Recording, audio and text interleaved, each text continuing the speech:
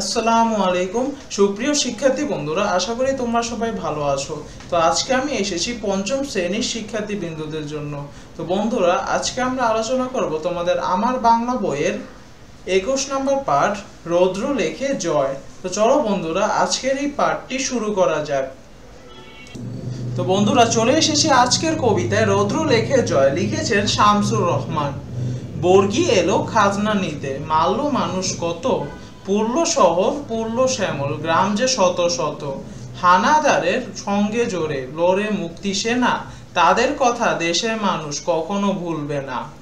আবার দেখি নীল আকাশে পায়রা মেলে পাখা, মা হয়ে যায় দেশের মাটি তার বুকেটেই ঢাকা।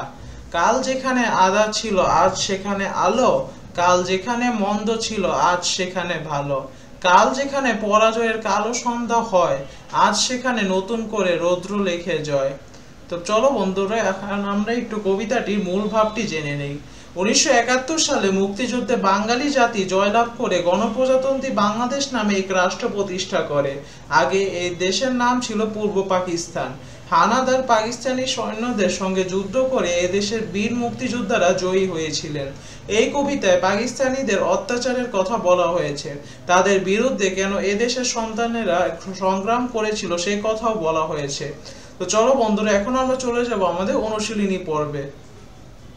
তো আমার বাংলা বই পঞ্চম শ্রেণী রৌদ্র লিখে জয়, অধ্যায় নাম্বার 21, পৃষ্ঠা নাম্বার 106 থেকে 108 এর অনুশীলনী প্রশ্ন উত্তর। তো বন্ধুরা, প্রথমে আমরা চলে যাব কিছু শব্দার্থর মধ্য দিয়ে। বর্গী মানে মারাঠা দস্যু, হানাদার আক্রমণকারী, খাজনা কর। এরপর আমাদের বলা হয়েছে ঘরের ভিতরে শব্দগুলো খালি জায়গায় বসিয়ে শূন্যস্থান পূরণ করতে হবে। তো এখানে তো আমাদের রয়েছে হানাদারদের বর্গী খাজনা। তো ক, সরকারকে খাজনা দেওয়া সব নাগরিকের কর্তব্য। খ, বহু পূর্বে বাংলায় বর্গী এসে হানা দিত, মানুষ মরত, ধন সম্পদ লুট করত।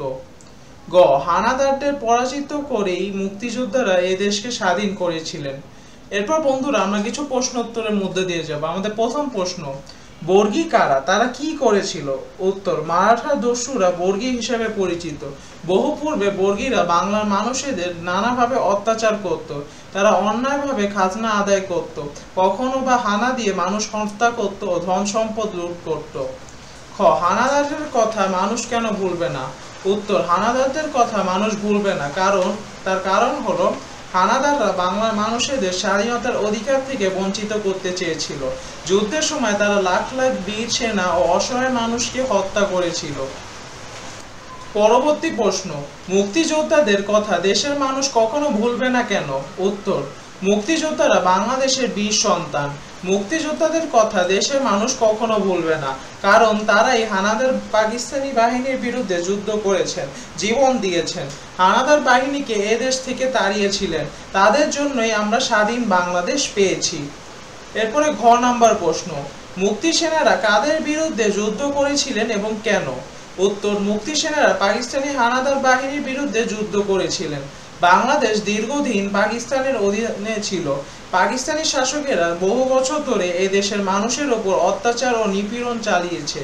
পাকিস্তানি শাসকেরা বাঙালির স্বাধীনতা, ভাষা ও ন্যায্য অধিকার থেকে চিরদিনের জন্য বঞ্চিত করতে চেয়েছিল। প্রিয় মাতৃভূমিকে এই অবস্থা থেকে রক্ষা করার জন্য মুক্তি সেনারা পাকিস্তানিদের সঙ্গে যুদ্ধ করেছিলেন। নাম্বার প্রশ্ন, কাল যেখানে আঁধার ছিল আজ সেখানে আলো, কথাটি ব্যাখ্যা করি। উত্তর, পাকিস্তানিদের অত্যাচার থেকে মুক্তি লাভ করে এক সময় এদেশে শান্তি প্রতিষ্ঠিত হয়। এই বিষয়টি বলা হয়েছে কথাটির মাধ্যমে। বর্গীরা এদেশের মানুষের উপর নানাভাবে নির্যাতন চালায়। তারা যাওয়ার পর পাকিস্তানি হানাদারদের অত্যাচার শুরু হয়। 1971 সালের যুদ্ধে এদেশের মুক্তিযোদ্ধারা পাকিস্তানি হানাদার বাহিনীকে পরাজিত করে এদেশকে শত্রুমুক্ত করে। ফলে এদেশের বুক থেকে কালো ছায়া সরে গিয়ে আলোকিত দিনের সূচনা ঘটে। এরপর বন্ধুরা, আমাদের কিছু বিপরীত শব্দ রয়েছে, যেমন আধার আলো, কালো সাদা, ভালো মন্দ, জয় পরাজয়, সকাল সন্ধ্যা। এরপরে আমাদের এই বিপরীত শব্দগুলো দিয়ে আমাদের কিছু বাক্য শূন্যস্থানগুলো পূরণ করতে হবে। ক, বিশ্বকাপ ফুটবলে নিজ দলের জয় দেখে ছেলেটি আনন্দে নেচে উঠল। খ, 21শে ফেব্রুয়ারি আমরা কালো ব্যাজ পরে শহীদ মিনারে যাই। গ, সন্ধ্যা হওয়ার আগে আমরা বাড়ি পৌঁছে যাব। ঘ, আধার নামলে ঘন জঙ্গলের মধ্যে কিছুই দেখা যায় না। মন্দ ছেলের সঙ্গ ত্যাগ করাই উত্তম। তো বন্ধুরা, এটি ছিল আজকের জন্য। সবাইকে অনেক ধন্যবাদ এই ভিডিওটি দেখার জন্য। আমাদের পরবর্তী ভিডিওটি শুরু হবে মাওলানা আব্দুল হামিদ খান ভাসানী গল্পটি থেকে। সেই ভিডিওটি দেখার জন্য তোমাদের সবাইকে অনেক আমন্ত্রণ রইল। তো সবাইকে অনেক ধন্যবাদ এই ভিডিওটি দেখার জন্য। আসসালামু আলাইকুম।